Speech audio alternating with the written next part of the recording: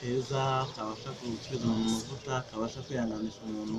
So mutege amatwi mwumve akaririmbo, ni akaririmbo ka Gentil, ariko tukagiye kugira ngo tubwire abantu cyangwa se duhumurize abantu muri iyi minsi imeze gutya, bumve ko hari amahoro hari n'amahirwe, Yesu yabirangije byose.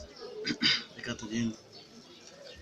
Hari imbabazi zikomeye twagiriwe na Yesu, hari uburinzi bukomeye duhabwa buri munsi.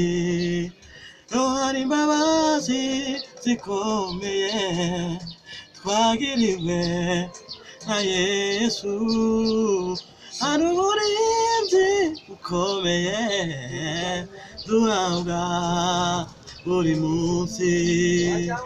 Hari imbabazi, hari imbabazi, hari imbabazi zikomeye, hari imbabazi zikomeye twagiriwe na Yesu, hari uburinzi bukomeye duhabwa buri munsi. Ntidufite gutinya habe na gato, kuko ubuzima bwacu buri muri we.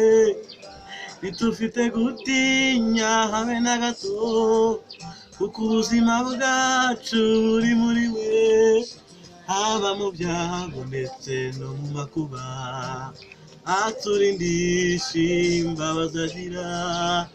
Haba mu byago ndetse no mu makuba, aturindisha imbabazi agira.